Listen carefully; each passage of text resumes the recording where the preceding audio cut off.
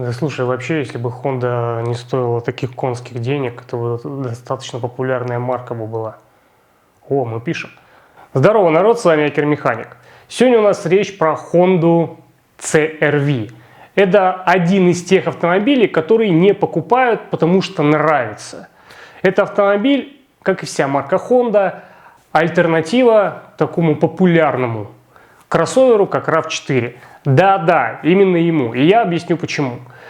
Хотя стоит это чудо от Honda ничуть не меньше, чем RAV4, и поэтому покупают его намного меньше, чем, грубо говоря, он заслуживает. Но, например, в том же США эта модель Honda очень и очень популярна, как и, впрочем, везде в мире. Так почему же у нас эта марка не снискала такой большой популярности, как другие кроссоверы? В первую очередь, это, конечно же, цена. Потому что стоимость на этот кроссовер начинается от 2,5 миллионов рублей. Но какие же все-таки основные минусы? Минусы, на мой взгляд, это, например, устаревший интерьер. Исполнение салона, такое как пластик, он жесткий. Хотя качество подгонки, например, на Honda очень даже отличное. Приборная панель, не выдающаяся, скажем так, и не отличается какой-то новизной по сравнению, например, с теми же корейцами. Сиденья короткие, слабая на пробой, например, задняя подвеска. Что могу ответить в плюсы данной модели? Это огромный багажник на 500, по-моему, 90 с лишним литров. Это вообще лидер в своем классе. И у него очень простая система трансформации заднего дивана. Из плюсов отметил бы, что Honda CR-V всегда была достаточно безопасной моделью и во всех различных тестах занимала лидирующие места. С 2012 года, в 2015 году у этой модели был рестайлинг. Там увеличился клиренс до 180 мм и 182 мм стал с двигателем 2.4. Есть, кстати, переднеприводный вариант с базовым 2-литровым мотором, и отделка у модели после 2015 года стала побогаче. Больше я не буду касаться различных кнопочек и так далее. Я хочу коснуться технической части этого автомобиля, а именно начнем с двигателей. На наш рынок продавались и поставлялись только машины с атмосферными моторами 2 литра R20 и 2.4 K24 моторы. Базовый 2.0 IFTEC на 150 лошадиных сил. Это мотор чисто для городской езды. Он не едет, он просто передвигает тебя с точки А в точку Б.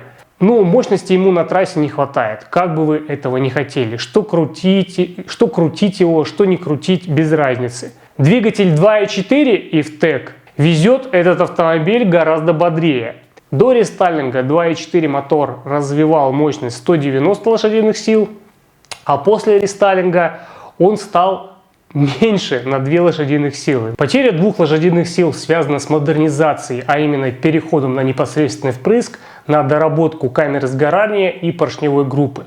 В результате крутящий момент у этого двигателя вырос на 25 Нм до 245, что позволило улучшить динамику и немного снизить расход топлива.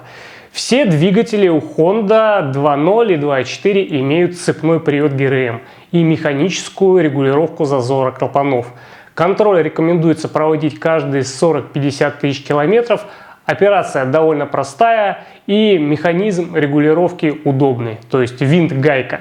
В отдельных экземплярах цепь ГРМ бывает вытягивается после где-то 150 тысяч километров. Стоимость нового комплекта недорогая, 15 тысяч рублей, и где-то 5 с вас возьмут за замену всего этого добра. Это вам не на TFSI двигатель и цепь поменять. У некоторых владельцев с двигателем 2.4 появляется небольшой расход масла, где-то до пол-литра на 1000 километров. Обычно на пробегах после 100 тысяч километров. Проблема эта не массовая, но встречается. Как правило, причина в залегших кольцах из-за редкой замены масла и из-за хреноватенького топлива. К топливу двигатели Honda, кстати, как вы знаете, очень капризны. Один нюанс. На CR-V нет индикации низкого уровня масла. Поэтому регулярная проверка этого уровня – это обязательная процедура. Были случаи, встречались и проворачивание вкладышей. Honda, кстати, себя в инструкции к эксплуатации обезопасила, заявив гигантский допустимый расход масла до 1 литра на 1000 километров. Другой нюанс двигателя 2.4 IVTEC – это шум шестерни фазовращателя ВТС впускного распредвала при запуске именно на холодную. В 2014 году был сервисный бюллетень на замену шестерни на модернизированную. Сейчас, естественно, если у вас не гарантийное авто, за новую шестерню придется заплатить примерно 15-20 тысяч рублей. Очень редко встречались случаи на этом моторе выкрашивания кулачков впускного распределительного вала. Объем именно 2,4 литра. Стоимость вала порядка 30 тысяч рублей. Но еще раз замечу, это очень редкий случай. Что касаемо трансмиссий. Шестиступенчатая механическая коробка передач ставилась только на 2-литровый мотор. Потом был еще 5-скоростной автомат, но это был на 2.4 до рестайл IVTEC. После рестайлинга в 2015 году стали ставить вариатор. Все коробки у Honda достаточно надежны, и проблем до пробегов примерно 250 тысяч километров обычно они не доставляют.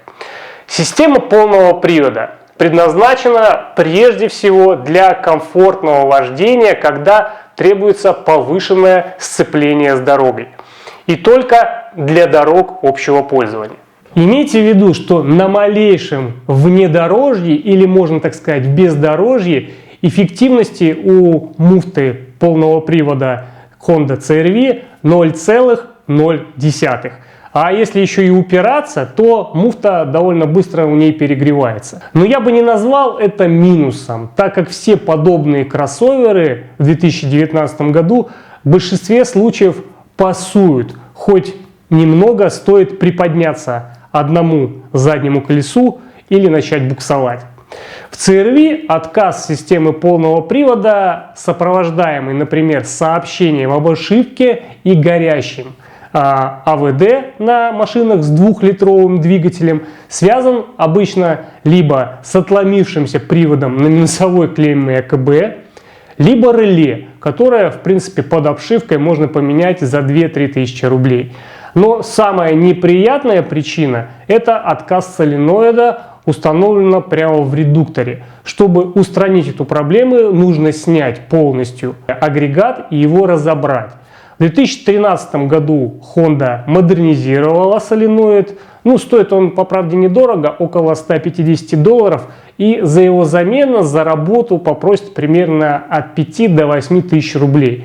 С этим косяком были все Honda CR-V 2013 года. Что касаемо ходовой, на Honda CR-V подвеска неплохая и комфортно упругая. Но, как я уже сказал, самое слабое место в подвеске – это задние пружины. Если не брать в расчет стойки и втулки стабилизатора.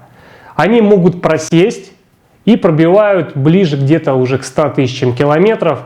Из-за этого уходит сход-развал, и все прелести, естественно, с этим все тянущиеся за собой. Благо новые пружины стоят особо недорого, где-то в районе $100-115.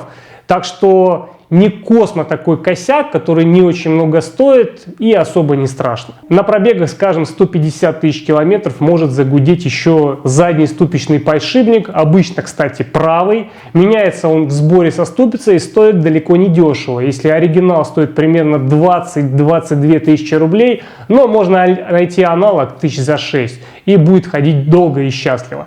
На пробегах где-то к 120 тысяч километров может застучать рулевая рейка. Причина в люфте в правой рулевой тяге из-за износа втулки.